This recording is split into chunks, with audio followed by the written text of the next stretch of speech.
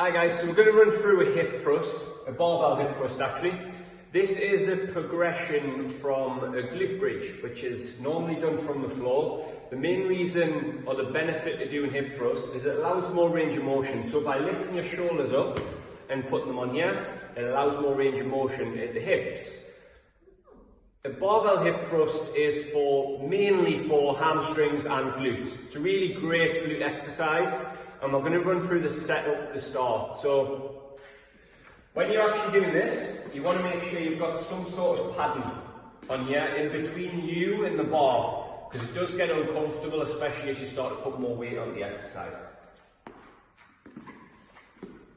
So in terms of the setup, make sure the bar's straight in line with you, and your shoulder blades want to be sitting on the bench. So you want shoulder blades just on the bench at that position.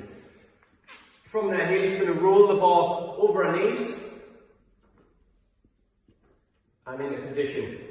From there, you bring your feet in and you're going to make sure your feet are flat on the floor. Sometimes this can feel uncomfortable and tight in this position, but you're going to push up and get out of that position quite quickly. So, by driving your heels into the floor and pushing up through your hips and through your glutes, you're going to drive to the top. From that position, you lower slowly, and as you come up, you really squeeze through your glutes, hold for 1 or 2 seconds at the top, and then control that back down.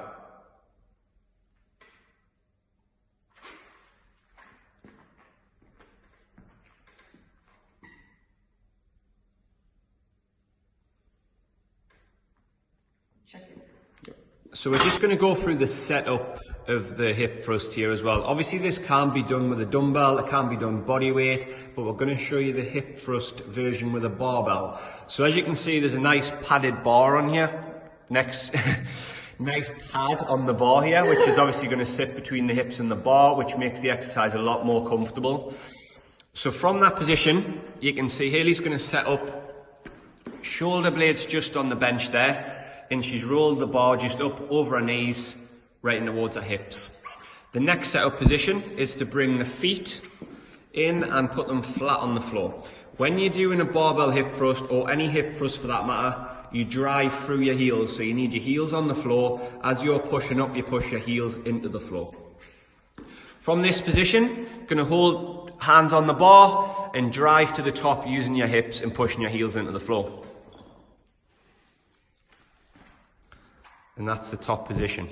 So controlled on the way down. As you're coming up, you drive heels into the floor, squeeze your glutes at the top for 1 or 2 seconds. Controlled back down, squeeze your glutes at the top.